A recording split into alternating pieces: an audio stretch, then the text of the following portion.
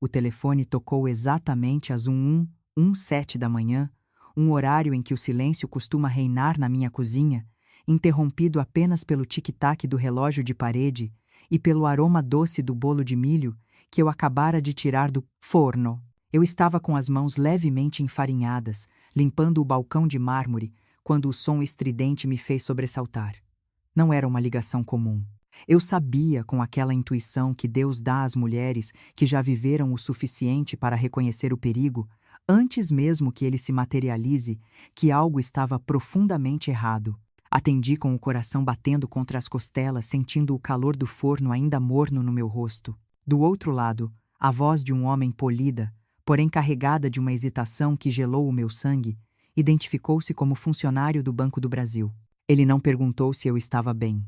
Ele apenas disse as palavras que despedaçaram os meus 37 anos de casada em um único segundo. Dona Helena, o seu marido está aqui na agência agora com uma mulher que é absolutamente idêntica a disso se. Senhora, essa é apenas a primeira ferida. Para não perder o desfecho dessa justiça, junte-se à nossa família clicando no botão de inscrição. Sua presença aqui é o que nos dá força.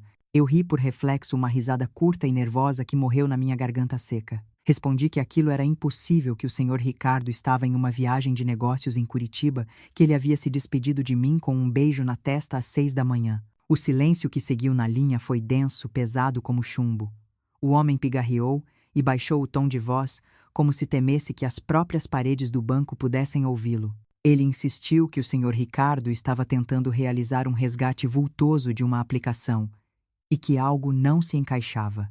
A mulher que o acompanhava apresentava-se como Dona Helena, possuía o meu RG, a minha assinatura e conhecia detalhes da minha conta. Mas o funcionário que me atendia há anos no centro de São Paulo sentiu que a alma daquela pessoa não era a minha. Senti a cozinha girar. Apoiei minha mão trêmula na mesa de linho, olhando para o prato de bolo vazio. Por favor, senhora. Ele sussurrou, a senhora precisa vir aqui imediatamente. Desliguei o telefone sem dizer adeus. Fiquei encarando o aparelho como se ele fosse um objeto vindo de outro planeta. Olhei para baixo para a minha aliança de ouro gasta pelo tempo marcando a pele do meu dedo anelar.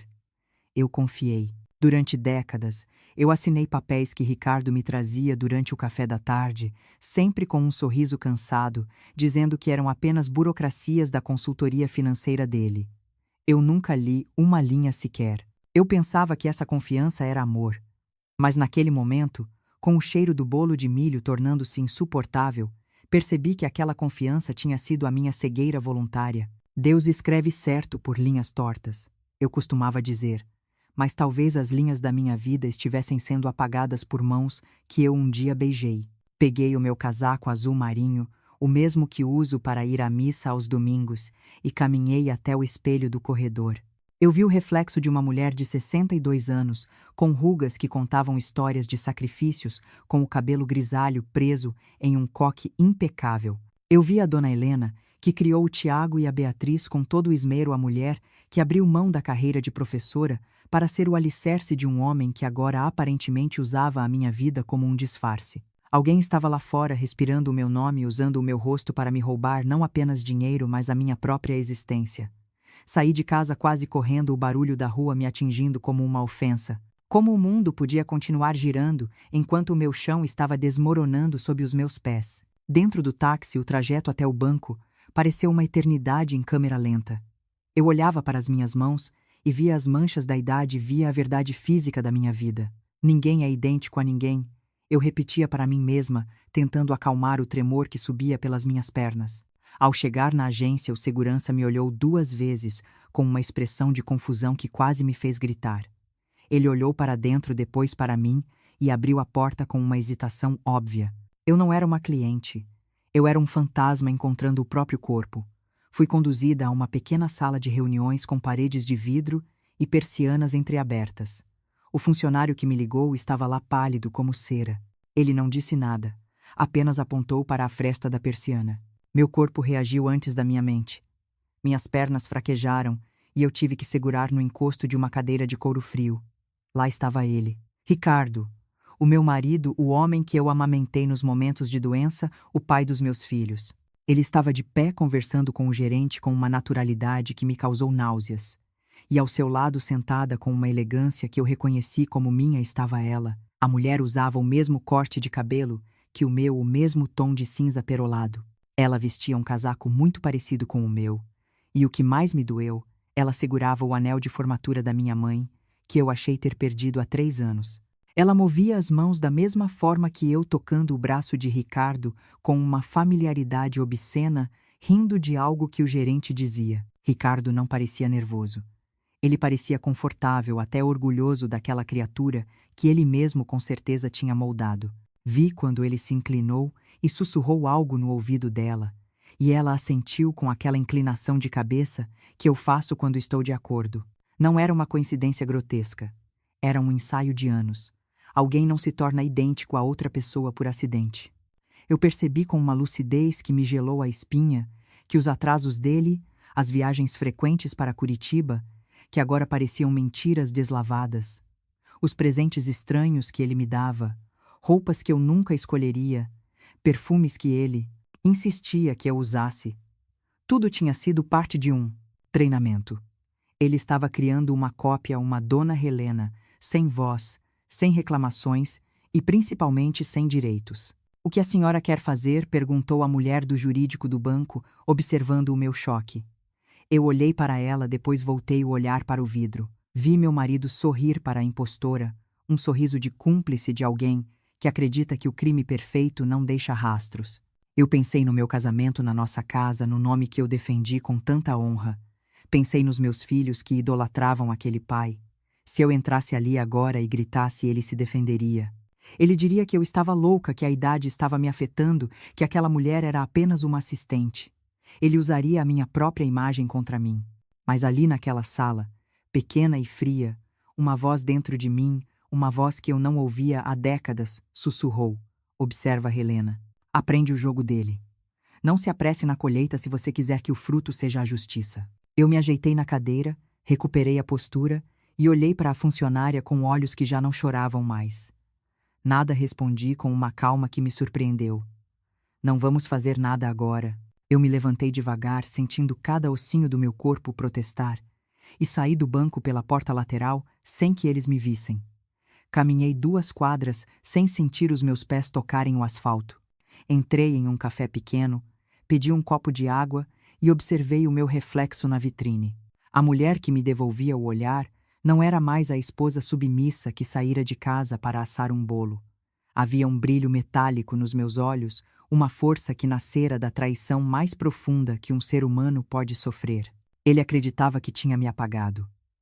Ele acreditava que eu era apenas um molde, um acessório, que ele poderia substituir quando a peça original ficasse velha ou incômoda. Ricardo achava que eu era prescindível, mas ele se esqueceu de um detalhe fundamental. Uma cópia pode imitar os gestos, pode aprender as datas de aniversário e decorar o nome dos sobrinhos, mas uma cópia jamais terá a memória do sofrimento e a força de quem construiu tudo do zero. Eu bebi a água devagar, sentindo cada gota descer pela minha garganta, e tomei uma decisão clara. Eu não ia confrontar a sombra. Eu ia voltar para casa, revisitar cada gaveta, cada contrato, cada mentira que ele deixou espalhada como migalhas de pão. Se ele queria uma guerra de identidades, ele teria, mas eu seria a única a sair viva dela. Porque, no fim das contas, Ricardo não tinha apenas me traído com outra mulher. Ele tinha tentado roubar a minha vida, e isso, com a graça de Deus e a minha própria fúria, eu jamais permitiria. Voltei para aquela casa no Jardim Europa, como quem carrega um caixão invisível nas costas, sentindo o peso de cada um dos 37 anos de um casamento que até aquela manhã eu acreditava ser um porto seguro. O sol de São Paulo entrava pelas frestas da persiana da sala, iluminando a poeira que dançava no ar, e tudo parecia cruelmente normal. As violetas na varanda, as mesmas que cuido com tanto zelo, pediam água, mas eu não conseguia me mexer. Fiquei parada no centro do tapete persa, o mesmo que Ricardo insistiu que comprássemos em uma viagem porque combinava com a minha aura, e percebi que até os meus gostos tinham sido silenciosamente editados por ele.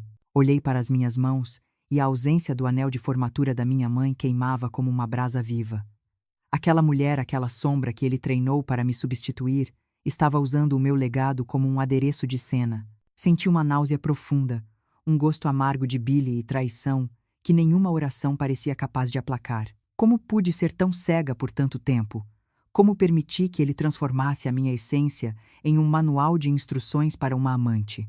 A vida de Helena mudou naquele instante. Você está nos acompanhando de qual cidade do Brasil? Escreva nos comentários, adoraria saber quem está aqui comigo. Preparei o café da tarde, o ritual sagrado que mantemos desde que os meninos eram pequenos. Coloquei a toalha de renda, dispus as xícaras de porcelana e o bolo de milho que, agora frio, parecia uma oferenda a um Deus que já não me escutava. Eu precisava de ordem para não gritar. Deus escreve certo por linhas tortas, eu repetia mentalmente, mas as linhas da minha vida estavam sendo rascunhadas por um homem que via em mim apenas um obstáculo financeiro. Lembrei-me de como há cerca de 5 anos, Ricardo começou a sugerir mudanças sutilmente cruéis. Helena, querida, esse corte de cabelo te deixa com um ar cansado, por que não tenta algo mais moderno? Ele dizia com um sorriso que eu confundia com cuidado. Ele me dava roupas, perfumes específicos e até corrigia a minha postura durante os jantares de negócios. Eu achava que ele queria que eu brilhasse ao seu lado. Agora eu sabia que ele estava apenas polindo o molde para que Vanessa pudesse ocupá-lo sem esforço. Cada toque de estilo era, na verdade, uma pincelada na pintura de uma mentira que ele planejava viver publicamente. A porta da frente abriu com o som familiar da chave girando na fechadura. O meu coração deu um salto violento batendo contra a garganta. Ricardo entrou exalando aquela confiança de quem acredita ter o destino nas mãos. Ele não parecia um homem que acabara de tentar dar um golpe no banco usando uma impostora. Ele parecia o marido perfeito voltando de uma viagem exaustiva a Curitiba. Ele caminhou até mim e depositou um beijo gélido na minha bochecha. Que cheiro bom, Helena. Senti falta do seu café, ele disse sentando-se à mesa com uma naturalidade que me fez querer cravar a faca do bolo em sua mão. Eu o observei enquanto ele servia o café. Notei como ele olhou de soslaio para o meu pescoço, onde normalmente fica o lenço azul, que eu não estava usando naquele dia. Ele estava conferindo os detalhes. Ele estava comparando o original com a cópia que ele deixara na agência bancária. Como foi a viagem, Ricardo?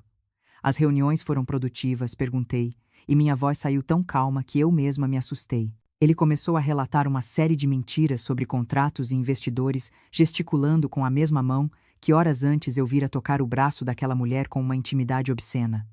Cansativas, Helena. Muito cansativas. Às vezes sinto que não tenho mais idade para esse ritmo, ele comentou pegando uma fatia de bolo.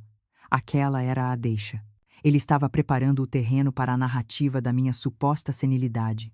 Ele queria que eu concordasse que estávamos velhos, que precisávamos simplificar a vida para que ele pudesse em breve me convencer de que eu não tinha mais condições de gerir o patrimônio que ajudei a construir. Sabe, querida, ele continuou limpando os farelos do canto da boca. Estive pensando que talvez fosse bom passarmos a gestão de algumas contas para um fundo profissional. Para nos dar paz, entende? Paz. A palavra soou como uma ofensa. Ele queria a paz do cemitério para a minha dignidade. Eu apenas assenti, mantendo o olhar fixo na minha xícara. Se Deus quiser, faremos o que for melhor para a família. Ricardo respondi usando a fé como um escudo para esconder a minha fúria. Ele sorriu, um sorriso satisfeito de quem acredita que a presa ainda está dormindo na armadilha.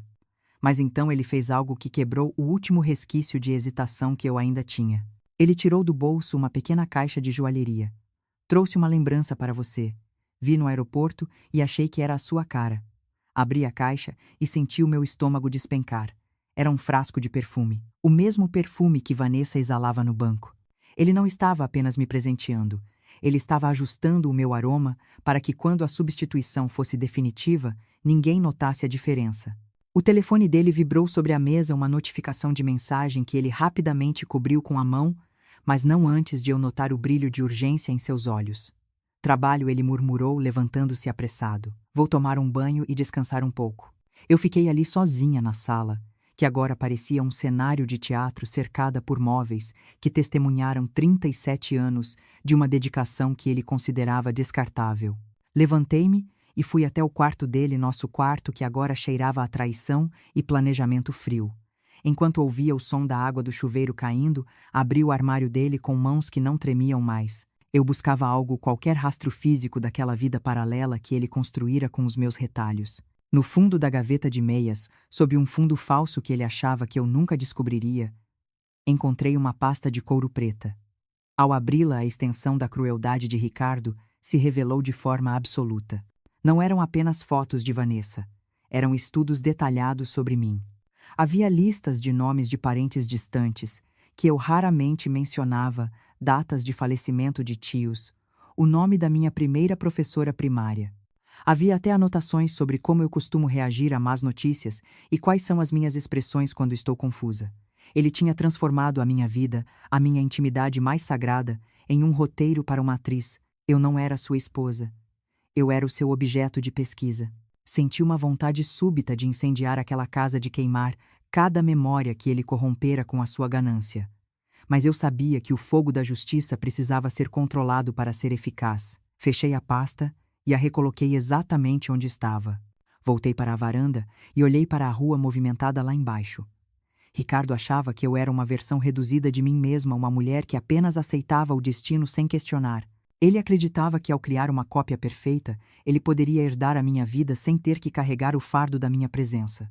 O que ele não sabia é que a cópia nunca terá as cicatrizes que eu carrego com honra. A cópia não sabe o que é chorar na calada da noite para não acordar os filhos, nem sabe a força necessária para manter a cabeça erguida quando tudo desaba. Ouvi os passos dele saindo do banheiro.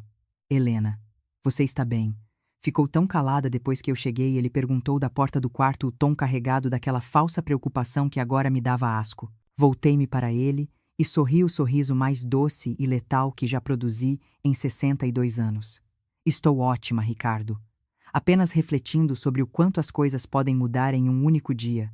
Graças a Deus, eu ainda tenho uma memória excelente para os detalhes que realmente importam. Vi um lampejo de dúvida cruzar os olhos dele, uma fração de segundo, em que ele se perguntou se eu sabia de algo, mas logo ele se recompôs, confiante demais em sua própria inteligência. Ele não sabia, mas naquela tarde, enquanto o aroma do bolo de milho se dissipava, o tempo de semear a mentira havia acabado. O tempo da colheita amarga estava prestes a começar, e eu, a original, seria a sua única e implacável juíza. O silêncio daquela casa no Jardim Europa, que eu sempre interpretei como paz, revelou-se naquela noite como o vácuo de uma vida que foi sendo apagada centímetro por centímetro. Sentei-me na poltrona da sala, mesma onde Ricardo costumava ler seus relatórios financeiros, enquanto eu tricotava mantas para os nossos netos que ainda não haviam chegado. Olhei para as paredes cobertas de quadros caros que ele escolhera sozinho, alegando que eu não tinha olho para a arte moderna. Percebi que eu era apenas um adereço naquele cenário de luxo. Durante 37 anos, eu fui a base invisível de um prédio que ele agora pretendia demolir sem qualquer remorso. Ricardo não apenas me traiu com uma mulher mais jovem. Ele tentou roubar o meu rosto, os meus gestos e a minha própria história, como se eu fosse um rascunho descartável de uma obra que ele agora considerava terminada. A sensação de ser uma prisioneira no meu próprio lar começou a latejar na minha cabeça. Lembrei-me vividamente de quando deixei o meu cargo de professora primária logo após o nascimento de Tiago. Ricardo segurou minhas mãos e, com um olhar que na época me pareceu de pura proteção, disse que eu não precisava mais me desgastar com cadernos e giz. Ele prometeu que aquele sacrifício seria temporário, apenas até que ele estabelecesse sua consultoria. O temporário tornou-se eterno. Eu amava ensinar. Amava o brilho nos olhos das crianças quando descobriam o alfabeto. Mas troquei esse brilho pela penumbra de uma cozinha impecável e pelos jantares de negócios onde eu deveria apenas sorrir e servir o vinho. Eu acreditava que estava construindo um legado familiar, mas na verdade eu estava cavando o meu próprio esquecimento. Quantas vezes eu assinei papéis em branco ou contratos complexos apenas porque ele pedia com uma pressa ensaiada: assine aqui, Helena é apenas uma burocracia do fundo de investimentos. Ele dizia, enquanto eu preparava o seu café da tarde com o cuidado de uma devota. Eu assinava confiando que o amor era uma cláusula de segurança. Hoje, ao rever esses documentos, com os olhos lavados pela decepção, Percebo que cada assinatura era uma autorização para ele me apagar dos registros bancários e das propriedades. Eu fui cúmplice da minha própria ruína porque confundi submissão com parceria. Ricardo nunca me viu como uma sócia na vida, mas como um ativo que ele poderia liquidar assim que o mercado de sua vaidade exigisse uma versão mais nova e obediente. O processo de me transformar em um molde para Vanessa não começou na agência bancária.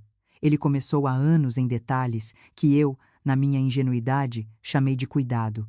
Ele começou a criticar meu guarda-roupa de forma sistemática. Helena querida, esse azul te apaga. Use cores mais sóbrias como essa que eu te trouxe de Londres, ele dizia. Ele me ensinou a sentar a falar e até a rir de uma forma que ele considerava mais sofisticada para o seu novo círculo social. Eu mudei o meu corte de cabelo porque ele sugeriu que o estilo antigo me envelhecia. Ele estava esculpindo a estátua que Vanessa agora habitava. Ele estava polindo o reflexo para que a impostora pudesse caminhar na rua e ser confundida comigo, sem que os vizinhos ou os amigos notassem a troca de almas. Senti uma raiva fria percorrer a minha espinha ao lembrar do lenço azul que ele insistiu que eu usasse no último Natal. Naquele dia, ele tirou várias fotos minhas de ângulos específicos, alegando que a luz estava perfeita. Agora eu entendo. Aquelas fotos eram material de estudo para Vanessa. Ele estava catalogando as minhas expressões de alegria, a forma como eu inclino a cabeça quando ouço um segredo e até o modo como eu ajeito o óculos no nariz. Eu não era mais sua esposa. Eu era um protótipo. A traição de Ricardo foi cirúrgica. Ele não procurou apenas outra mulher. Ele procurou alguém que pudesse habitar o espaço que eu ocupava, para que ele pudesse ter a vida que eu ajudei a construir, sem ter que lidar com a minha presença incômoda. Olhei para a foto de Tiago e Beatriz sobre o piano. Meus filhos, que eu protegi de cada tempestade, cresceram vendo esse pai como um herói de integridade inabalável. Ricardo sempre fez questão de manter a fachada de homem de família exemplar diante deles, enquanto nos bastidores ele preparava o meu exílio. Como eu explicaria a eles que o pai que eles admiram estava naquele exato momento ensinando uma desconhecida a imitar a voz da mãe deles para assinar documentos legais?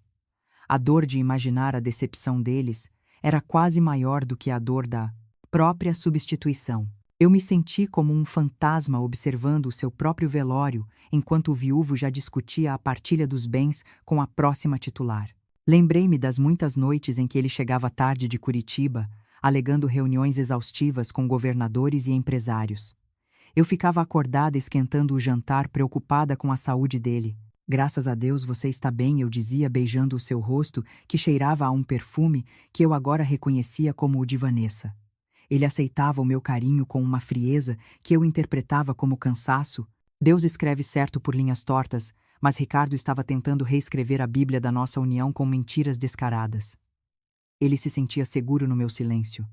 Ele acreditava que eu era uma mulher quebrada pela rotina, uma senhora que já não tinha mais forças para lutar pelo seu lugar na mesa.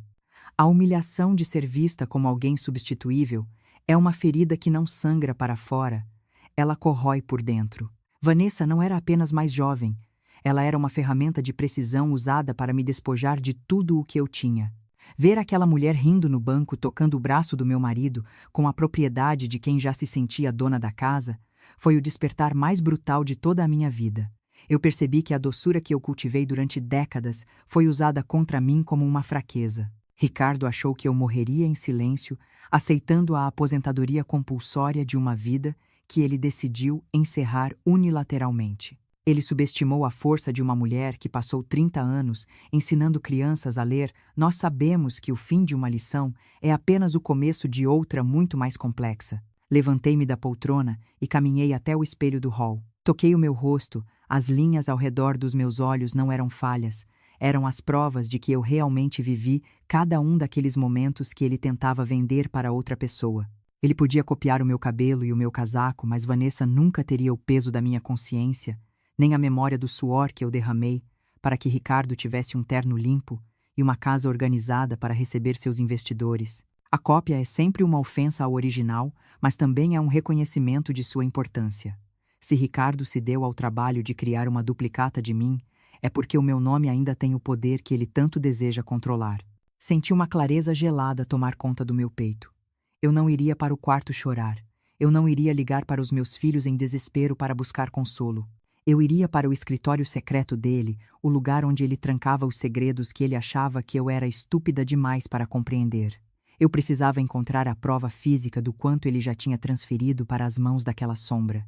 Se ele achava que eu era apenas um molde, eu mostraria a ele que moldes podem ser quebrados e que o que sai de dentro deles pode ser muito mais afiado do que ele imagina. O tempo de semear a dor no meu coração havia acabado. Agora, eu começaria a preparar o terreno para a verdade que ele tanto temia. O relógio da sala bateu 2 vezes na madrugada, um som seco que ecoou pelos corredores como o martelo de um juiz selando uma sentença. Ricardo dormia o sono dos justos no quarto ao lado, ou pelo menos o sono daqueles que acreditam que o silêncio de uma esposa é sinônimo de ignorância. Eu, no entanto, estava bem acordada, sentada na penumbra do escritório dele, sentindo o frio do chão de jacarandá subir pelas minhas pernas. A luz da lua filtrava-se pelas cortinas, revelando o ambiente que eu sempre respeitei como o santuário do seu trabalho, mas que agora eu sabia ser a oficina onde ele forjava a minha destruição. Minha mão, ainda marcada pela cicatriz de uma queimadura de fogão, de quando Tiago era pequeno, segurava a chave reserva que eu sabia estar escondida dentro de um dicionário antigo. Eu não estava ali para bisbilhotar. Eu estava ali para recuperar a minha vida de um ladrão que dormia sob o meu próprio teto. Abri a gaveta do fundo da escrivaninha, aquela que ele mantinha sempre trancada com um zelo quase religioso. O clique da fechadura soou como um grito no silêncio da casa. Dentro, sob uma camada de relatórios financeiros legítimos, encontrei o que eu buscava: uma pasta de couro manchada, que exalava o cheiro metálico de papel velho e o perfume doce e invasivo que agora eu associava a Vanessa. Ao abrir a primeira página, senti o meu estômago despencar. Não eram apenas documentos, era um dossiê de espionagem. Havia fotos minhas tiradas às escondidas enquanto eu regava as minhas violetas na varanda, anotações sobre o meu tom de voz quando falo com os netos e até uma lista das minhas orações favoritas. Ricardo não estava apenas me traindo com uma mulher mais jovem. Ele estava roubando a minha alma peça por peça para montar um quebra-cabeça humano que ocuparia o meu lugar na mesa de jantar. Folheei as páginas com os dedos trêmulos, sentindo a indignação queimar como ácido na minha garganta. Encontrei folhas e mais folhas onde alguém praticava a minha assinatura. Havia variações da minha letra, desde a forma como eu traço o H maiúsculo até o ponto final, que eu sempre coloco com um pouco mais de força no final do meu sobrenome. Ele a estava ensinando a ser eu no papel, para que ela pudesse assinar cheques, transferências de imóveis e resgates de investimentos sem levantar suspeitas. Aquela mulher não era apenas uma amante. Ela era uma ferramenta de precisão, uma falsária treinada para me apagar dos registros civis enquanto eu ainda respirava. Ricardo queria os frutos de 37 anos de trabalho duro, mas não queria o fardo da mulher que esteve ao seu lado em cada madrugada de preocupação. O que eu vi em seguida foi o golpe de misericórdia na minha ilusão de que ainda existia algum resquício de humanidade naquele homem. Em uma pasta anexa, encontrei registros médicos e laudos psiquiátricos falsificados, todos em meu nome. Ricardo havia subornado um médico para criar um histórico de demência senil precoce e Alzheimer inicial. Nas notas, ele descrevia episódios inventados de confusão mental, alegando que eu esquecia o fogão aceso ou que não reconhecia parentes próximos. Ele estava preparando o terreno legal para me interditar, para me trancar em alguma clínica de repouso cara, enquanto Vanessa assumiria a minha identidade pública e financeira. Aquele homem, por quem eu rezei todos os dias da minha vida, estava planejando me enterrar viva em um túmulo de mentiras médicas, para que a sua cópia pudesse brilhar com o meu ouro. Senti uma clareza gelada tomar conta de mim, uma lucidez que eu nunca soube que possuía. Eu me lembrei de cada vez que ele me chamou de confusa nos últimos meses, quando eu não encontrava as chaves, ou de como ele sorria condescendente quando eu repetia uma história. Não era cuidado. Era gás tóxico sendo injetado na minha mente para que eu mesma começasse a duvidar da minha sanidade. Ele queria que eu acreditasse que eu estava morrendo por dentro para que a substituição parecesse uma necessidade sanitária para o negócio dele. Ricardo me via como um lastro, um peso morto que precisava ser descartado para que o navio da sua ambição pudesse navegar mais rápido. Mas ele se esqueceu de que eu fui professora, eu sei ler as entrelinhas. E sei quando um aluno está tentando enganar a mestre com um trabalho copiado. Continuei a busca e encontrei extratos de contas bancárias no exterior em paraísos fiscais que eu nem sabia pronunciar o nome. Milhões de reais frutos da consultoria que eu ajudei a organizar nos primeiros anos haviam sido drenados para essas contas.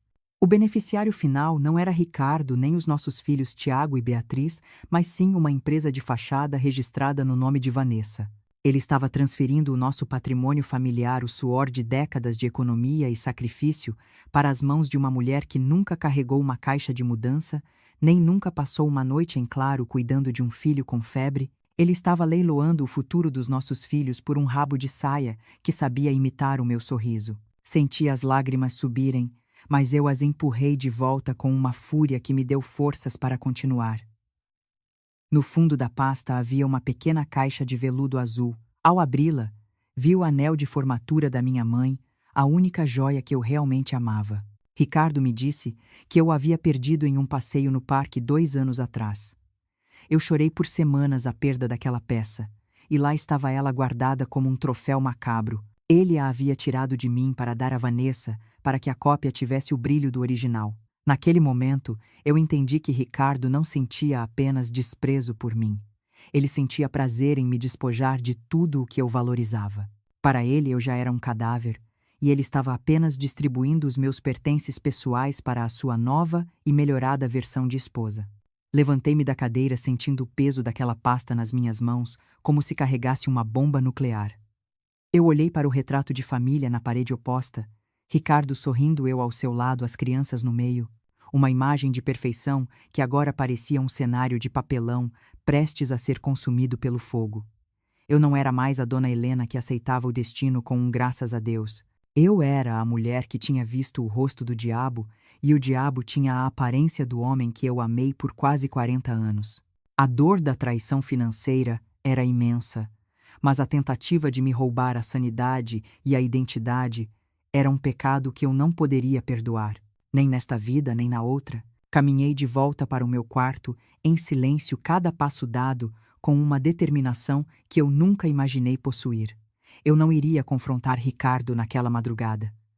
Eu não iria dar a ele o prazer de me ver desequilibrada ou chorando. Eu guardaria cada uma daquelas provas em um lugar onde ele jamais encontraria. Eu deixaria que ele continuasse acreditando que a sua dona Helena confusa estava dormindo tranquilamente enquanto ele sonhava com a sua nova vida. Ricardo achava que tinha criado o plano perfeito, mas ele cometeu o erro clássico de todo traidor. Ele acreditou na sua própria mentira. Ele achou que eu era apenas o molde, o receptáculo vazio da sua vontade. Ele não percebeu que o molde é feito de aço, e que o aço, quando forjado no fogo da traição, torna-se uma espada. Ao deitar-me novamente, olhei para o teto e fiz a única oração que me restava. Pedi a Deus não por paciência, mas por precisão. Eu precisava de tempo para agir, para falar com advogados e para proteger Tiago e Beatriz do monstro que o pai deles se tornara. Ricardo ainda não sabia, mas a mulher que ele tentou apagar estava mais presente do que nunca. A dona Helena que ele criou era uma sombra sem vida, mas a Helena original estava despertando com uma força que o destruiria. O tempo de semear segredos havia acabado para ele. Agora começaria a colheita da verdade e eu garantiria que cada grão de mentira fosse pesado e cobrado com os juros da minha dignidade recuperada. O sol de São Paulo nasceu naquela manhã com uma claridade agressiva, como se a própria natureza estivesse tentando me forçar a abrir os olhos para uma realidade que eu preferiria ter mantido na escuridão. Ricardo já estava sentado à mesa do café da manhã, folheando o jornal com aquela calma metódica que agora me parecia a mais pura forma de psicopatia. Eu me aproximei sentindo o peso da pasta de couro preta que eu havia escondido sob o tapete do escritório durante a madrugada. Cada passo que eu dava no assoalho de madeira rangia como uma acusação. Ele levantou os olhos e me ofereceu um sorriso que por décadas eu considerei um bálsamo, mas que hoje eu via como uma máscara mal colada. Helena, querida, você parece pálida, disse ele estendendo a mão para tocar o meu rosto. Eu recuei instintivamente, fingindo que ia pegar a jarra de suco. Vi o brilho de irritação cruzar os olhos dele por um milésimo de segundo. Você tem andado tão estranha, tão esquecida. Tem certeza de que tomou seus remédios de ansiedade ontem à noite. O despertar de uma mulher é imparável. Se você concorda, deixe seu joinha. Você teria a mesma coragem que Helena está tendo agora. Aquelas palavras dele eram como pequenas doses de veneno sendo administradas em doses diárias. Ricardo não estava preocupado com a minha saúde. Ele estava reforçando o roteiro da minha senilidade para que eu mesma começasse a acreditar que minha mente estava me traindo. Tomei Ricardo, graças a Deus, estou muito lúcida, respondi. E minha voz saiu com uma firmeza que o fez pausar a xícara de café a meio caminho da boca. Ele me observou por cima dos óculos de leitura, tentando decifrar o que havia mudado no meu tom de voz. Durante 37 anos, eu fui o espelho que refletia apenas o que ele queria ver. Hoje, eu era uma parede de gelo. Ele se levantou, ajeitou o terno impecável e disse que teria uma reunião longa na consultoria. Mas eu sabia que a reunião tinha o nome de Vanessa e um cheiro de perfume barato. Assim que a porta da frente se fechou e o som do carro dele se distanciou pela alameda, o meu coração disparou. Eu não era mais a dona Helena que esperava o marido chegar para saber como o mundo funcionava. Eu tinha um plano. Corri até o escritório, recuperei a pasta secreta e a escondi dentro da minha bolsa de couro gasta. Eu precisava de ajuda, mas não de qualquer ajuda. Eu precisava de alguém que conhecesse Ricardo, mas que respeitasse a verdade mais do que o poder. Doutor Augusto era o nome que martelava na minha mente. Ele fora o padrinho de batismo de Beatriz e um dos poucos amigos de Ricardo que nunca se deixou levar pela arrogância dele. Eu sabia que ele morava agora em um condomínio tranquilo, perto de Santo Amaro. Peguei um táxi evitando usar o motorista da família, que Ricardo certamente controlava. Enquanto o carro serpenteava pelo trânsito caótico da capital, eu olhava para as pessoas nas calçadas e me perguntava quantas daquelas mulheres também estavam sendo apagadas dentro de suas próprias casas. Senti uma vergonha profunda por ter assinado tantos papéis sem ler, por ter entregue a minha identidade nas mãos de um homem que me via como um objeto de descarte. Mas a vergonha foi rapidamente substituída por uma determinação gelada. Ricardo achou que o meu silêncio era fraqueza, mas ele ia descobrir que o silêncio de uma mulher que perdeu tudo é, na verdade, a calmaria que precede o terremoto. Augusto me recebeu em sua biblioteca, cercado por livros antigos e pelo cheiro de cachimbo. Quando coloquei a pasta de couro preta sobre a mesa dele e comecei a relatar o que vira no banco e o que encontrara nas gavetas de Ricardo, vi o rosto dele passar do ceticismo para o horror absoluto. Helena, isso não é apenas uma traição extraconjugal. Ele murmurou, folheando as anotações onde Ricardo catalogava os meus gestos e as minhas memórias. Isso é um crime de substituição de identidade. Ele está criando uma personagem para herdar o seu patrimônio enquanto você ainda está viva. Ele apontou para os laudos médicos falsificados que descreviam a minha suposta demência. Ele planejava te internar, Helena. Ele queria te enterrar em uma clínica para que a sombra dele pudesse assinar os cheques. A revelação de Augusto me atingiu como um soco no estômago, mas eu não chorei. Minhas lágrimas haviam secado na agência bancária. Eu preciso que você me ajude a ser mais esperta que ele, Augusto, eu disse, inclinando-me para a frente. Eu não quero apenas o divórcio. Eu quero o meu nome de volta. Eu quero a minha vida que ele tentou usar como disfarce. Augusto assentiu com uma seriedade mortal. Ele me explicou que precisaríamos agir com uma precisão cirúrgica. O primeiro passo foi me levar a um cartório de confiança longe dos olhos dos contatos de Ricardo para solicitar um novo RG e um novo CPF, cancelando qualquer uso dos documentos anteriores que pudessem estar nas mãos daquela mulher. No cartório, ao preencher o formulário para a segunda via dos meus documentos, senti como se estivesse renascendo. Ao escrever o meu nome completo no papel Helena Aparecida dos Santos, eu não estava apenas cumprindo uma formalidade. Eu estava reivindicando o meu lugar no mundo. A funcionária me olhou com curiosidade quando pedi para adicionar um alerta de segurança contra fraudes. Eu não dei explicações. Aprendi com o sofrimento que a autoproteção não precisa de justificativas. Enquanto eu esperava, Augusto me mostrou algo que o investigador particular que ele chamara descobriu em tempo real pelo celular. Ricardo havia comprado um apartamento de luxo na Riviera de São Lourenço, mas o imóvel não estava no nome dele. Estava no nome de Helena Aparecida dos Santos, com a assinatura de Vanessa falsificada nos contratos. Senti um calafrio percorrer a minha espinha ao perceber a profundidade do abismo. Eles já estavam agindo como se eu não existisse. Eles estavam lavando dinheiro e adquirindo bens, usando a minha pele como cobertura legal. Vanessa não era apenas uma amante. Ela era o fantasma que Ricardo invocara para assombrar o meu futuro. Augusto segurou a minha mão, percebendo o meu tremor.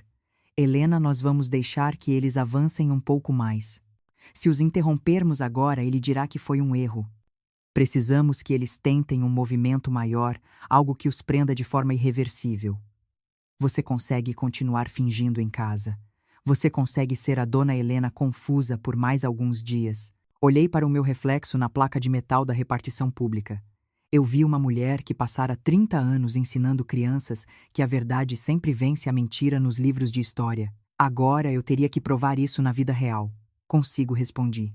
Eu vou ser a melhor atriz que Ricardo já viu. Eu vou preparar o café dele, eu vou sorrir para as mentiras dele, e eu vou deixar que ele acredite que eu estou desaparecendo. Mas por dentro, eu vou estar contando cada grão de areia que resta na ampulheta dele. Augusto me entregou um pequeno gravador digital disfarçado de broche.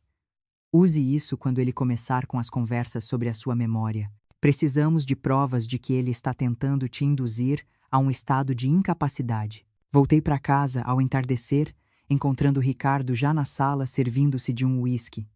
Ele me olhou de cima a baixo, os olhos semicerrados em desconfiança. Onde você esteve o dia todo? Eu liguei 3 vezes, e você não atendeu. Usei a tática dele contra ele mesmo. Ah, Ricardo, eu fui caminhar no parque e acho que esqueci o celular no silencioso, ou talvez eu o tenha perdido, não me lembro bem, disse eu forçando uma voz vacilante e passando a mão na testa como se estivesse tonta. Vi o sorriso de satisfação que ele tentou esconder. O predador achou que a presa estava finalmente se entregando à confusão. Tudo bem, querida, não se preocupe. Eu cuido de tudo, ele disse vindo até mim e me abraçando. Senti o cheiro do perfume de Vanessa na lapela do paletó dele e pela primeira vez não senti dor. Senti o nojo transformado em combustível. O tempo de semear a minha ruína estava acabando para ele e eu garantiria que a colheita da justiça fosse tão completa quanto a traição que ele ousou planejar. A chuva batia nas vidraças da sala de jantar com uma insistência melancólica, como se o céu de São Paulo também estivesse cansado de tantas mentiras acumuladas sob aquele teto. Ricardo estava sentado à cabeceira, a mesma posição que ocupou por quase 4 décadas, mastigando o lombo assado que eu preparara, com o cuidado de quem amacia o próprio carrasco. Ele me observava em silêncio, um silêncio que antes eu chamava de companheirismo, mas que agora eu reconhecia como uma vigilância predadora. Helena querida, você colocou sal demais hoje, disse ele, empurrando o prato com um desdém que cortou o ar mais do que qualquer grito. Você anda tão dispersa. Às vezes, me pergunto se ainda consegue dar conta de uma cozinha, quanto mais de si mesma. Sorri para ele um sorriso que doeu na alma, mas que permaneceu firme. Deve ser o cansaço, Ricardo, respondi, sentindo o peso do gravador escondido no meu broche. Mas não se preocupe, minha mente ainda registra cada detalhe, cada pitada, cada erro cometido. A sensação de ser um objeto sendo testado em sua durabilidade era constante. Ricardo não me via mais como a mulher que o ajudou a construir a consultoria financeira nos fundos de uma garagem. Para ele eu era um móvel antigo que começava a ranger e precisava de um substituto mais silencioso. Após o jantar, ele saiu para a varanda sob a desculpa de fumar um charuto, mas eu vi pelo reflexo do vidro quando ele pegou o celular com uma urgência febril. Ele sorria para a tela. Era o sorriso que ele costumava me dar quando Tiago deu os primeiros passos. Agora, aquele afeto era direcionado a uma mulher que aprendia a minha assinatura em hotéis de luxo. Senti uma vontade lancinante de gritar, de arrancar a máscara de integridade que ele ostentava para a sociedade, mas lembrei das palavras de Augusto. O silêncio agora é o seu maior trunfo, Helena. Uma rainha não se desespera diante de um traidor.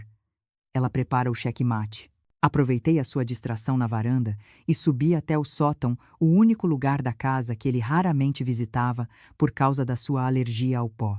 Entre caixas de decorações de Natal e álbuns de fotografia amarelados, eu mantinha o meu verdadeiro quartel-general. Peguei o laptop que Augusto me emprestara, um equipamento que Ricardo não conseguia rastrear.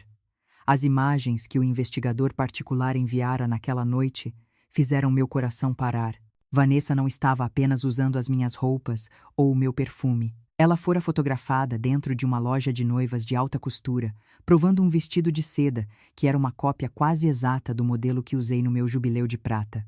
Ricardo estava recriando o nosso passado com outra mulher, apagando a minha presença da história, para que a transição para a nova Helena fosse imperceptível para o mundo lá fora. Ele queria a minha vida, mas com uma alma mais jovem e submissa. A extensão da crueldade dele parecia não ter fim. Encontrei um e-mail impresso que o investigador interceptara, onde Ricardo instruía Vanessa sobre como tratar os nossos filhos. Ele dizia a ela que Tiago era sensível e precisava de elogios constantes, enquanto Beatriz era desconfiada e deveria ser conquistada com presentes caros e silêncios calculados. Ele estava entregando o mapa emocional da nossa família para uma estranha. Ricardo estava leiloando a intimidade que eu protegi por 37 anos como se fosse um lote de ações sem valor. Senti o peso da traição esmagar o meu peito. Como ele podia ser tão frio? Como o homem que eu amamentei durante crises de asma podia agora planejar como os meus filhos chamariam outra mulher de mãe após a minha suposta interdição médica? O nojo que senti foi tão profundo que precisei me apoiar nas caixas de papelão para não desmaiar. Nesse momento recebi uma notificação de Augusto. Helena, descobrimos que Ricardo agendou uma consulta para você nesta sexta-feira com o Dr. Valdir, o psiquiatra que ele subornou. Ele vai tentar forçar um diagnóstico de surto psicótico para justificar uma internação imediata. O meu sangue gelou. O plano dele estava em estágio terminal. Ricardo queria me remover fisicamente da casa antes que eu pudesse notar a transferência final dos ativos da consultoria para a empresa de fachada de Vanessa. Ele estava pronto para me enterrar em uma clínica de repouso, longe de tudo o que eu amava, enquanto o mundo acreditaria que eu finalmente sucumbira à idade. Mas Ricardo cometeu um erro que nenhum financista deveria cometer. Ele esqueceu de auditar a minha coragem. Eu não era mais a professora que seguia as normas. Eu era a mestre que estava prestes a reprová-lo da pior maneira possível. Desci as escadas com a calma de quem caminha para o altar, encontrando Ricardo já no corredor pronto para se recolher. Ele me olhou com uma falsa ternura que me deu náuseas. Amanhã tenho que sair bem cedo, Helena. Outra reunião em Curitiba, ele disse, ajeitando o relógio de pulso que eu lhe dera no Natal passado. Talvez você devesse ficar na cama descansar. Você parece confusa hoje. Eu o encarei sustentando o olhar até que ele desviasse o dele. Vou estar bem acordada, Ricardo. Graças a Deus, a minha visão nunca esteve tão clara, respondi. Ele franziu a testa, percebendo uma nota de autoridade na minha voz que não condizia com a personagem que ele tentava me impor. Ele não disse nada, apenas entrou no quarto e trancou a porta de comunicação, um hábito novo que ele adotara para poder falar com Vanessa sem ser interrompido por uma esposa caduca. Fiquei sozinha na penumbra do corredor olhando para o vazio. A dor da perda já não me paralisava. Ela se transformara em uma estratégia fria. Eu precisava proteger Tiago e Beatriz. Se eu contasse a verdade agora, Ricardo usaria a sua influência e o laudo falso para dizer que eu estava tendo delírios de perseguição. Eu precisava que a verdade fosse pública e escancarada diante de testemunhas que ele não pudesse corromper. Lembrei-me do apartamento na Riviera que ele comprara com o meu nome roubado. Aquele seria o palco. Augusto já estava movendo os fios para que a reunião no banco, que ocorreria na manhã seguinte, fosse apenas a primeira queda de uma fileira de dominós. Eu seria a sombra que ele pensou ter criado até o momento em que a luz da realidade o cegasse. Mas havia algo que nem Ricardo, na sua arrogância de mestre dos negócios, previra. O investigador de Augusto descobrira que Vanessa não era apenas uma cúmplice obediente. Ela estava desviando pequenos valores da conta de Ricardo para uma reserva pessoal na Europa. A cópia estava começando a ter ambições próprias. Ela planejava dar um golpe no próprio Ricardo assim que ele se livrasse de mim. Senti uma ironia amarga. O homem que tentava me substituir por uma versão melhorada estava, na verdade, trazendo uma víbora para o seu próprio seio. Ele trocara a lealdade de uma vida pela ganância de uma atriz. Eu quase senti pena dele, mas a imagem do anel da minha mãe no dedo daquela mulher apagou qualquer resquício de compaixão. Ao entrar no meu pequeno quarto de hóspedes onde eu passara a dormir, alegando insônia da idade, sentei-me à beira da cama e abri a Bíblia. Li o Salmo 37, o mesmo que meu pai lia para mim quando as tempestades assustavam a fazenda no interior. O Senhor ri do ímpio, pois vê que o seu dia está chegando.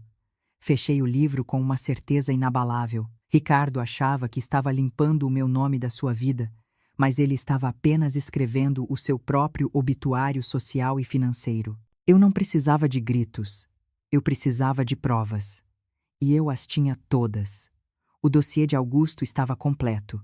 Os novos documentos de identidade estavam seguros. O palco para o confronto final estava montado. Olhei para a noite lá fora, o brilho das luzes de São Paulo parecia um mar de possibilidades.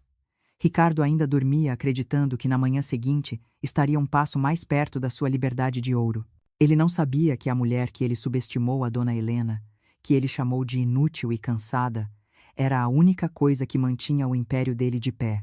E eu estava prestes a puxar a viga mestre. Amanhã, o original e a cópia estariam frente a frente, e eu garantiria que o mundo visse a diferença entre uma história real e um rascunho barato. A colheita da justiça seria amarga para o semeador da traição, e eu, com a graça de Deus, não deixaria um único grão de mentira sobrar para contar a história. A manhã daquela sexta-feira em São Paulo parecia ter sido lavada por uma chuva ácida, deixando o ar com um peso metálico que dificultava cada respiração. Caminhei pelos corredores de mármore da agência central do banco com a postura de quem carrega o destino nas mãos, sentindo o broche gravador aquecer contra o meu peito como um coração mecânico. Eu não era mais a dona Helena que se perdia no aroma das violetas da varanda. Eu era o original voltando para reivindicar o seu lugar. Ao entrar na sala de reuniões da diretoria, o silêncio me recebeu como um golpe.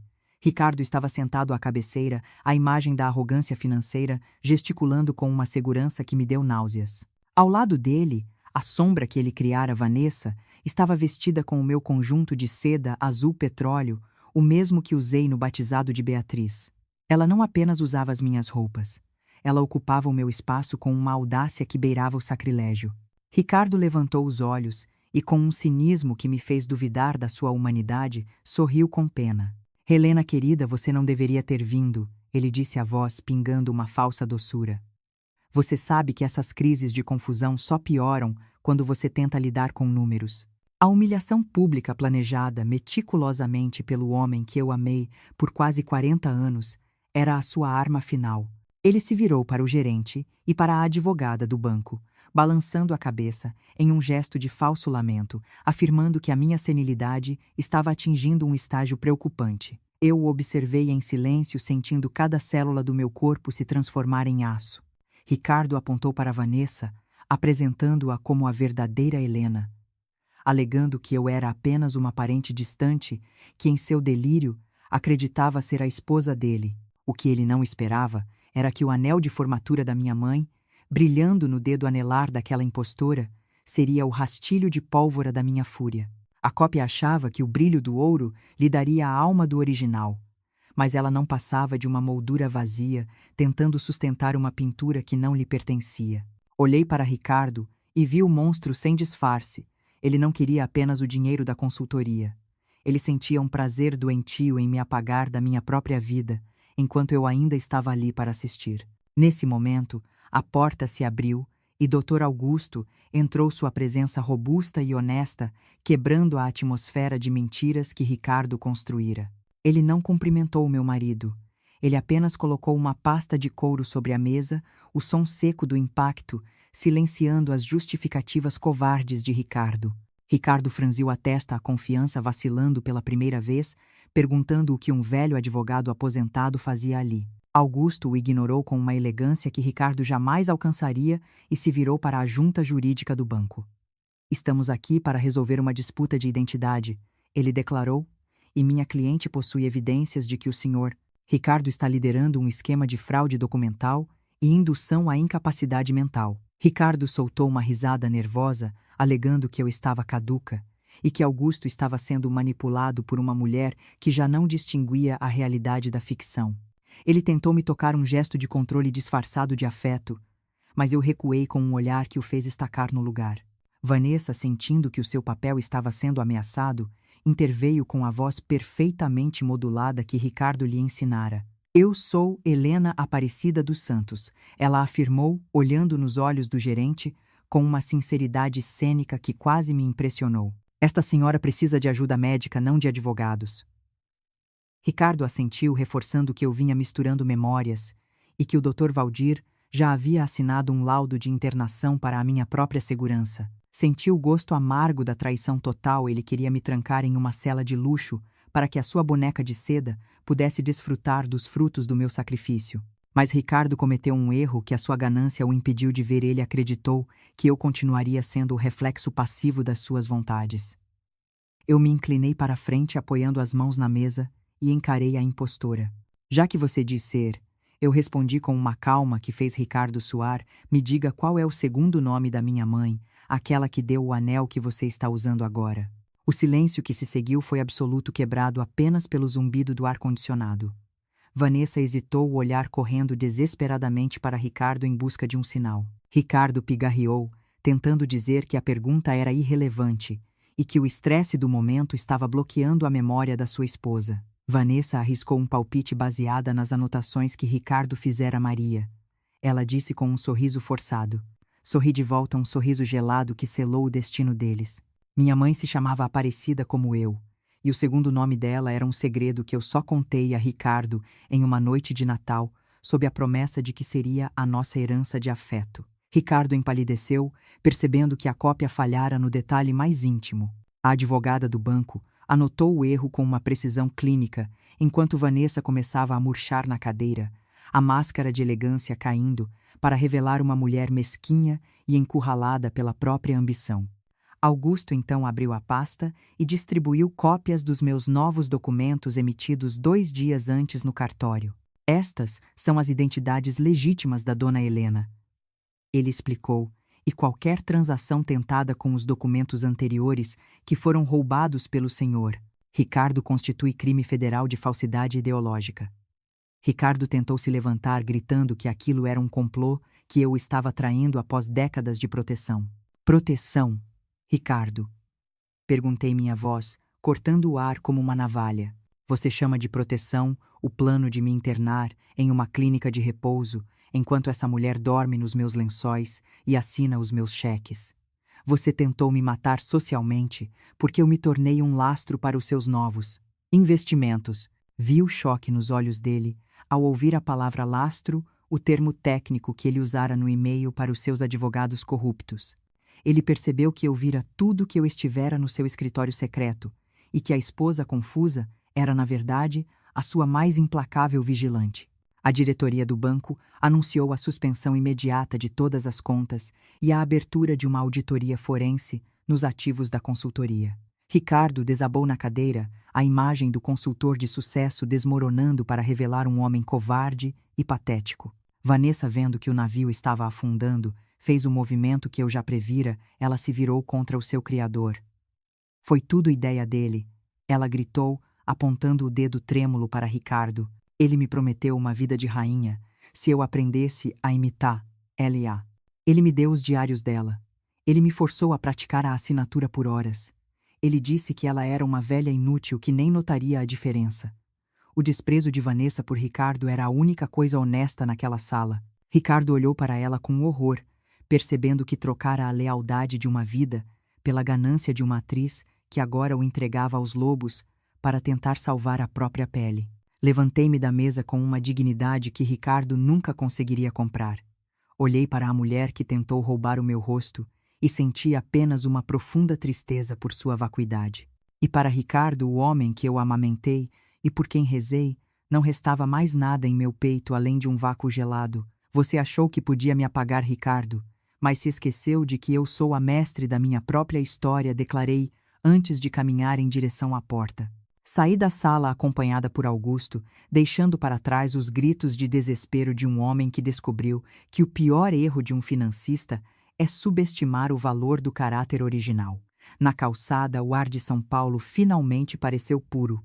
Eu recuperara o meu nome, mas o preço fora a destruição de uma ilusão de 37 anos. A guerra terminara no banco, mas a verdadeira colheita, aquela que envolveria o coração dos nossos filhos, e o resto da minha vida estava apenas começando. Saí daquela agência bancária, sentindo que o asfalto de São Paulo, pela primeira vez em anos, não queimava sob os meus pés, mas me sustentava com uma firmeza nova. O silêncio que se seguiu ao escândalo na sala da diretoria ainda zumbia nos meus ouvidos como o eco de uma explosão controlada. Ricardo ficou para trás um náufrago em um mar de mármore, enquanto eu caminhava em direção ao carro de Augusto, com a coluna ereta de quem acaba de recuperar a própria espinha dorsal. Ao entrar na nossa casa no Jardim Europa, o ambiente que eu sempre tratei como um templo de harmonia parecia agora uma galeria de crimes silenciosos. Cada vaso, cada quadro, cada centímetro daquela mobília de luxo gritava a história de uma mulher que se permitiu ser invisível para que um homem pudesse brilhar com luz roubada. Sentei-me à mesa da sala de jantar, o palco de tantas ceias de fachada, e esperei. Eu sabia que Ricardo viria. Um homem como ele não aceita a derrota sem tentar um último truque de mágica, uma última manipulação para transformar o seu egoísmo em uma forma distorcida de proteção familiar. A humilhação de Ricardo não era apenas financeira. Era a falência moral de quem acreditou que poderia substituir a lealdade por uma cópia de baixo custo.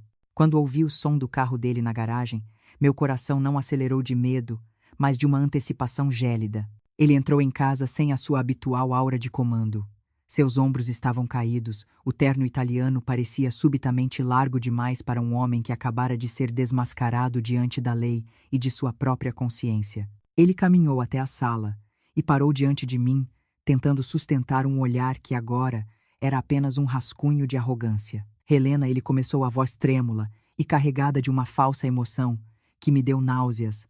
Você não entende as pressões que eu sofri. Tudo o que eu fiz, cada movimento com a Vanessa, foi para blindar o nosso patrimônio contra a instabilidade do mercado e a sua própria fragilidade emocional. Eu o observei com um desprezo que não precisava de palavras para ser sentido.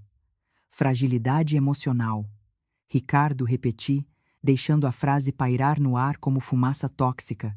Você chama de proteção o ato de ensinar uma estranha a roubar a minha voz e a minha pele.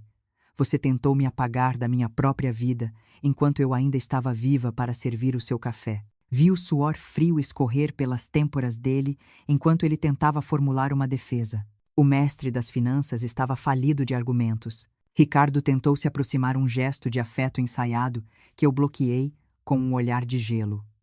Não me toque com as mãos que poliram aquela sombra, ordenei. O que você chama de blindagem patrimonial, o juiz chamará de estelionato e fraude. Mas eu não estou aqui para ouvir as suas desculpas baratas. Estou aqui para ditar o preço da sua sobrevivência. Senti uma clareza absoluta ao abrir a pasta que Augusto me entregara. Eu não era mais a esposa que assinava papéis sem ler. Eu era a arquiteta de um novo contrato de convivência, ou melhor, de rendição.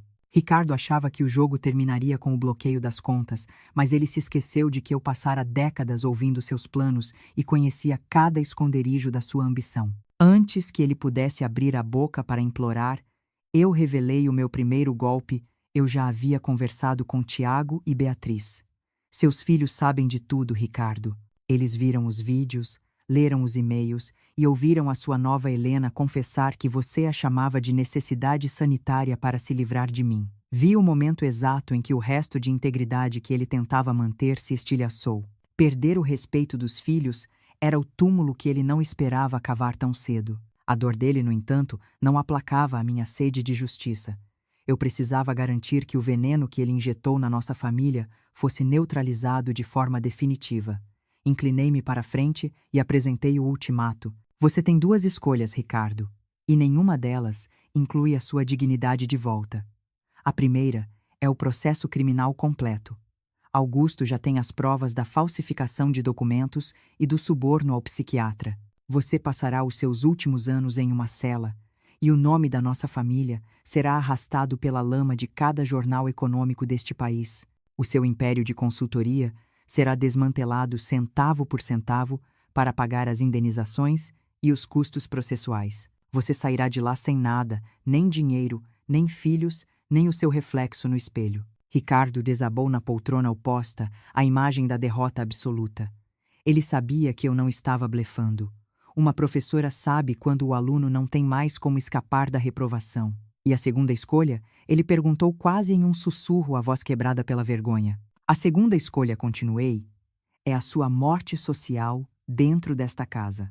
Você renunciará a todos os cargos na consultoria hoje mesmo, transferindo a gestão integral para um conselho administrativo onde Tiago e Beatriz terão poder de veto absoluto. Você assinará uma transferência irrevogável de todos os seus bens pessoais para um fundo de reserva para os nossos netos. Você viverá aqui nesta casa, mas como um fantasma. Não haverá mais viagens, não haverá mais jantares de gala, e você nunca mais terá o direito de assinar um único documento sem a minha supervisão. Você será o lastro que tanto mencionou Ricardo. Você ficará no fundo do navio em silêncio, enquanto eu comando o que restou. Nesse instante, o telefone dele jogado sobre a mesa de centro começou a vibrar. Era Vanessa. A cópia estava ligando para o criador, provavelmente buscando proteção após ter sido abandonada à própria sorte no banco. Ricardo estendeu a mão para pegar o aparelho, mas eu fui mais rápida. Atendi a ligação e coloquei no viva voz. Helena. É você? A voz de Vanessa soou estridente, carregada de um pânico que a personagem não conseguia mais esconder. O Ricardo não atende, ele me deixou sozinha. O que vai acontecer agora? Olhei para o meu marido e vi o nojo estampado em seu rosto ao ouvir a voz da sua própria mentira. Vanessa, respondi com uma calma letal a que fala a Helena original. O teatro acabou e as luzes se apagaram. Sugiro que você procure um bom advogado, porque o Ricardo já não tem mais nada para te dar, nem mesmo o meu nome. Desliguei o telefone e senti uma satisfação amarga. A sombra fora expulsa da luz. Ricardo cobriu o rosto com as mãos e começou a chorar um choro de autocomiseração que não me comoveu. Durante anos ele achou que o meu amor era uma garantia de impunidade. Ele acreditou que a dona Helena Mansa nunca teria coragem de ferir o pai dos seus filhos. O que ele não entendeu é que o amor de uma mãe e de uma esposa dedicada quando traído dessa forma transmuta-se em uma obrigação moral de correção. Eu não queria vingança, eu queria o restabelecimento da verdade. Se ele queria uma versão de mim que não fizesse perguntas, ele teria agora uma versão que daria todas as ordens. Ele aceitou os termos. Ele não tinha para onde ir, pois o mundo que ele construiu era feito de fumaça e espelhos, e eu acabara de quebrar todos eles. Ao subir as escadas para o meu quarto, deixei Ricardo sozinho na sala escura, cercado pelos luxos que ele tentou usar para me comprar o silêncio. Eu sabia que a noite seria longa e que o processo de reconstrução da minha família seria doloroso e lento. Mas pela primeira vez em 37 anos, eu não sentia o peso da invisibilidade. Eu ocupava o meu espaço com plenitude. A casa ainda cheirava ao perfume de Vanessa em alguns cantos, mas eu abriria as janelas e deixaria o ar fresco de São Paulo expulsar cada vestígio de traição. A guerra de identidades fora vencida pela única pessoa que conhecia a verdade original. Eu era a Helena Aparecida dos Santos, e a minha história, a partir de agora, seria escrita com a tinta da minha própria vontade, sem borrões ou cópias autorizadas. O desfecho está próximo. Fique comigo até o final para entender tudo. Quero saber, você concorda com as atitudes de Helena ou acha que Ricardo merece uma segunda chance?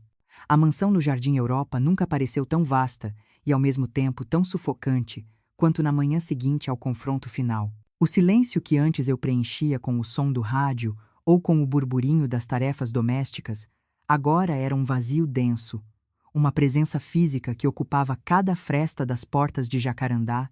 Ricardo era uma sombra viva, um espectro que circulava pela casa sem rumo, evitando os espelhos, como se temesse que o reflexo mostrasse o vazio absoluto de sua alma. Ele tentou falar comigo, enquanto eu preparava um chá na cozinha, a voz arrastada pela vergonha e por uma noite em claro. Helena, eu estive pensando. Talvez possamos manter as aparências para os vizinhos, pelo menos até a poeira baixar. Ele murmurou sem coragem de me encarar. Olhei para ele com um desprezo que não precisava de esforço. As aparências já foram enterradas naquela sala de banco. Ricardo, respondi, e minha voz saiu como o gume de uma navalha. Para o mundo, você agora é apenas o homem que tentou assassinar a identidade da própria esposa. Não há maquiagem social que esconda essa podridão. O peso da traição moral era o que mais me custava a processar. Graças a Deus, a justiça legal caminhava rápido, mas a justiça do coração era um terreno lamacento e difícil de atravessar. Doutor, Augusto me ligou cedo para informar que Vanessa havia sido detida para interrogatório. A cópia, ao ser confrontada com as evidências de desvio de dinheiro que o investigador encontrara, não hesitou em entregar Ricardo. Em seu depoimento, ela o chamou de patético manipulador e afirmou que ele a tratava como um investimento de risco, medindo cada centímetro da sua transformação com uma frieza de contador. Ouvi o relato de Augusto sentindo um calafrio. Ricardo não procurara uma amante. Ele procurara um objeto que pudesse substituir o incômodo da lealdade. Ele trocara uma vida de cumplicidade por um projeto de engenharia social que agora ruía sobre a sua cabeça, deixando-o soterrado sob a sua própria vaidade.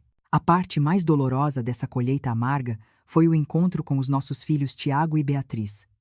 Chamei-os para uma conversa na varanda, o lugar onde eles cresceram correndo entre as violetas. Ricardo estava presente sentado em um canto, com os olhos fixos no chão, como um réu aguardando a sentença final. Quando revelei a extensão do plano, os laudos médicos falsos, o manual de clones, a tentativa de me internar à força para que outra mulher assumisse o meu lugar, vi o rosto de Tiago se transformar. Ele, que sempre vira o pai como um pilar de integridade, levantou-se com uma fúria silenciosa. Você tentou apagar a nossa mãe? Ele disse a voz trêmula de decepção. Você transformou a nossa história em um roteiro de fraude para beneficiar uma estranha. Beatriz não disse nada. Ela apenas abraçou o meu corpo com uma força que dizia que eu nunca mais estaria sozinha naquela guerra. A expulsão emocional de Ricardo da vida dos filhos foi mais contundente do que qualquer ordem judicial. Ricardo tentou intervir, alegando com um desespero covarde que tudo fora feito para proteger o futuro deles. Ele usava o amor pelos filhos como o seu último escudo, mas a barreira já estava quebrada. Você não protege o futuro de ninguém, destruindo o presente da mulher que nos criou, retrucou Beatriz, e as palavras dela foram o golpe de misericórdia na arrogância de Ricardo. Ele percebeu que a sua morte social começara dentro de casa, na memória e no afeto daqueles que ele mais dizia valorizar. Viu o momento exato em que ele murchou na cadeira, tornando-se o lastro que ele tanto temia. Ele era agora um inquilino da sua própria vergonha, vivendo em uma casa que ele tentou roubar, mas que agora o rejeitava em cada centímetro de piso de mármore. A limpeza física da casa tornou-se um ritual de exorcismo para mim. Comecei pelo closet dele, o lugar onde ele escondia o manual da impostora. Juntei cada terno, cada camisa que ele usava enquanto planejava o meu exílio, e coloquei em caixas para doação. Mas o momento mais simbólico foi no meu próprio toucador. Encontrei o frasco do perfume que ele me dera, o aroma que Vanessa usava para me replicar. Caminhei até o jardim e despejei o líquido na terra bem longe das minhas violetas. Não queria que aquele cheiro de mentira contaminasse o ar que eu respirava. Ricardo me observava da janela, a silhueta de um homem falido de caráter. Ele achou que o meu silêncio durante décadas era sinal de que eu não tinha dentes. Agora ele sentia a mordida da minha ausência emocional, mesmo estando sob o mesmo teto. Dr. Augusto agiu com a precisão de um cirurgião financeiro. Em menos de uma semana, a consultoria de Ricardo estava sob a gestão do conselho administrativo que eu exigira. Ele assinou a renúncia de todos os cargos com uma mão que não conseguia parar de tremer. Ao ver o nome dele ser removido do cabeçalho da empresa, senti um alívio que quase me fez perder as forças. O patrimônio que ele tentou drenar para as mãos de Vanessa fora bloqueado e redirecionado para o fundo de reserva dos nossos netos. Ricardo agora recebia uma mesada estritamente controlada por mim, apenas o suficiente para a sua subsistência básica. A ironia da vida não me escapou. O homem que queria me tornar dependente de uma tutela médica agora vivia sob a minha tutela financeira. O semeador da traição estava enfim provando do próprio veneno, e o gosto era de pó e isolamento. A saúde de Ricardo começou a declinar não por uma doença física, mas pela corrosão da sua própria relevância. Sem o brilho do poder, sem as viagens de negócios e sem a plateia de subordinados, ele se tornou um homem comum, cinzento e silencioso. Ele passava horas na biblioteca, folheando livros que nunca lia, esperando por uma ligação dos filhos que raramente vinha. Tiago e Beatriz estabeleceram limites rígidos. Eles o visitavam por obrigação moral, mas o olhar de admiração fora substituído por uma frieza cortante. Senti uma tristeza profunda por eles, por terem que carregar a imagem de um pai quebrado por sua própria ganância. mas eu sabia que o perdão, se algum dia viesse, teria que ser conquistado no chão de fábrica da humildade, um lugar que Ricardo ainda não sabia como habitar. Nesse período descobri um detalhe que Ricardo mantivera oculto até nas suas anotações mais secretas. O investigador de Augusto encontrou registros de que ele já vinha pesquisando sobre substituição de cônjuge em fóruns internacionais de direito há mais de 10 anos. O plano da clone não fora um impulso de meia-idade, fora uma estratégia de longo prazo, uma traição gestada no silêncio de uma década. Percebi que eu dormira ao lado de um inimigo estratégico por um terço do nosso casamento. Essa revelação matou qualquer resquício de compaixão que eu ainda pudesse sentir. Eu não era uma esposa para ele. Eu era um obstáculo cronometrado. A profundidade da sua perversidade me deu a certeza de que a minha dureza atual era, na verdade, uma forma de proteção espiritual. A casa começou a recuperar o seu brilho original à medida que eu retomava o comando de cada detalhe. Abri todas as janelas, deixei o sol entrar e troquei as cortinas pesadas que Ricardo tanto gostava. Queria que a luz de São Paulo limpasse as sombras que a mentira deixara. Eu passava as tardes na varanda agora, sem o medo de ser observada para fins de estudo. As violetas floresceram com uma intensidade rara, como se soubessem que a sua protetora estava finalmente livre. Eu era Helena, a original, e cada ruga no meu rosto agora me parecia uma medalha de guerra. Ricardo era apenas o fantasma que me servia de lembrete sobre o preço da confiança cega. No final daquela tarde, Beatriz veio me visitar com os seus filhos. Vi a alegria das crianças correndo pela grama e senti que o ciclo de dor estava sendo quebrado. Ricardo tentou descer para vê-los, mas Tiago o interceptou na escada, avisando que os netos não deveriam crescer em um ambiente de falsidade. Vi Ricardo recuar para a penumbra do corredor, um rei destronado pelo próprio egoísmo. O tempo de semear segredos terminara em colheita pública. Eu me sentei no meu banco de madeira, respirei o ar fresco e senti que a vida, apesar de tudo, era justa para quem tinha a paciência de esperar pela verdade. Eu recuperara o meu nome, a minha fortuna e a lealdade dos meus filhos, mas a maior vitória era a paz de espírito de quem não precisava mais de cópias para se sentir inteira. O sol de outono entrava suavemente pela janela da minha sala de jantar, aquela mesma sala que outrora foi o palco da minha maior humilhação, mas que hoje exalava o perfume doce e real das violetas que voltaram a florescer com vigor.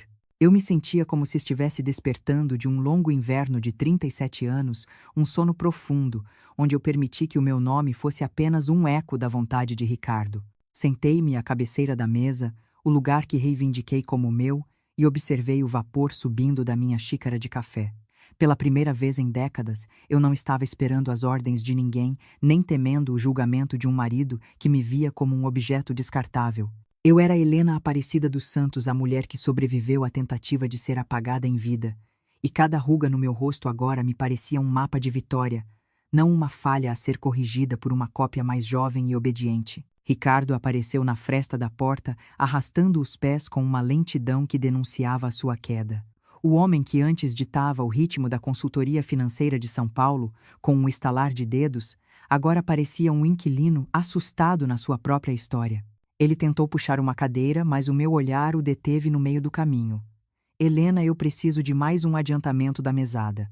O doutor Valdir está cobrando os honorários atrasados do laudo. Ele balbuciou sem coragem de sustentar o meu olhar de gelo. Olhei para ele e senti uma náusea que já não era mais de dor, mas de um profundo nojo moral. Você quer dinheiro para pagar o médico que você subornou para me enterrar? Viva em uma clínica? Perguntei, e minha voz saiu curta, precisa como uma lâmina. O mestre das finanças agora implorava por migalhas da fortuna que ele tentou roubar de mim, provando que a pior falência não é a da conta bancária, mas a do caráter. A sensação de justiça demorou a se assentar, mas quando veio, trouxe uma clareza absoluta sobre o que significa envelhecer com dignidade. Graças a Deus, o doutor Augusto finalizou os trâmites do divórcio e da partilha de bens na semana passada. Ricardo agora habitava o quarto de hóspedes, o mesmo onde ele me isolou sob a mentira da minha insônia senil, enquanto eu retomava o comando absoluto da casa e das propriedades. Vanessa, a sombra que ele poliu para me substituir, fora condenada a prestar serviços comunitários após confessar toda a trama de falsificação ideológica. Soube que ela desapareceu da cidade assim que o dinheiro de Ricardo secou, provando que a lealdade de uma cópia é tão falsa quanto a sua assinatura. A traição de Ricardo foi total, mas a sua solidão atual era os juros que a vida cobrava por cada grão de mentira que ele semeou no nosso leito. No café da tarde, Tiago e Beatriz chegaram com os meus netos. Ver a alegria daquelas crianças correndo pela varanda sem o peso das máscaras que o pai delas tentava impor era o meu maior legado. Ricardo tentou se aproximar para brincar com o pequeno Lucas, mas Beatriz o interceptou com uma frieza que me partiu o coração, mas que eu sabia ser necessária. Não se aproxime deles com essa máscara de avô dedicado pai. Ela disse, o tom de voz idêntico ao meu quando estou decidida. Você perdeu o direito à nossa confiança no dia em que tentou transformar a nossa mãe em um lastro inútil.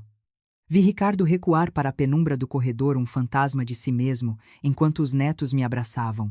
Ele descobriu tarde demais que o respeito não se compra com investimentos no exterior, mas se cultiva com a verdade compartilhada no café da manhã. Decidi que o meu tempo de ser apenas esposa de fulano havia terminado definitivamente. Usei parte do capital recuperado da consultoria para fundar o projeto Memória Viva, uma escola de alfabetização para mulheres idosas que, como eu, passaram a vida cuidando dos outros e esqueceram de escrever a própria história. Quando entrei na primeira sala de aula e vi os olhos daquelas mulheres brilhando diante do alfabeto, senti que o brilho que Ricardo tentou apagar em mim estava se multiplicando em dezenas de outras almas. Eu não estava apenas dando aulas, eu estava ensinando-as que ninguém tem o direito de roubar a sua voz. Se Deus quiser, essa semente de autonomia crescerá muito além dos muros desta mansão, que um dia foi a minha prisão dourada. A última revelação que o investigador me trouxe foi a mais cruel, mas também a que me deu a liberdade definitiva. Ricardo já havia preparado um contrato de venda desta casa com a assinatura de Vanessa já carimbada em cartório para a semana seguinte ao meu suposto diagnóstico de demência.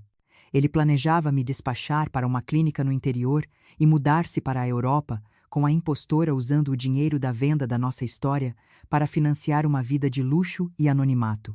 Ele não me traiu por amor a outra mulher. Ele me traiu por ódio à minha permanência. Ele queria o meu lugar sem o meu peso.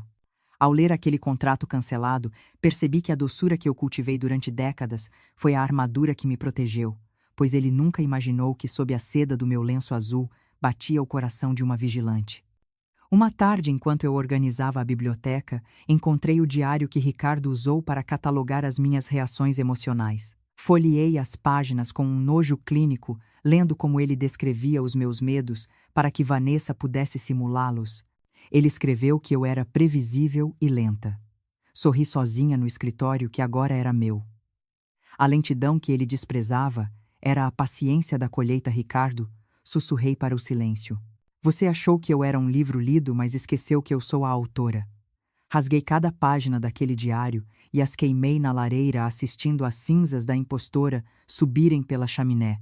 O fogo da verdade é purificador, e eu estava finalmente limpa da sujeira que ele tentou impregnar na minha pele. Preparei-me para a minha primeira viagem sozinha. Escolhi o litoral da Bahia, um lugar onde o mar é tão vasto quanto o meu futuro agora me parecia. Ricardo viu a minha mala pronta e, com uma voz embargada, perguntou se eu voltaria logo. Olhei para ele e vi apenas um homem pequeno, desprovido do poder que o meu silêncio lhe conferia.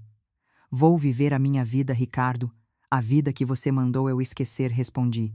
Ele ficou parado na porta enquanto o táxi se afastava, uma silhueta cinzenta contra o mármore branco que ele tanto amava. Eu não sentia ódio, apenas uma gratidão profunda por ter tido a coragem de não aceitar o papel de vítima que ele escreveu para mim.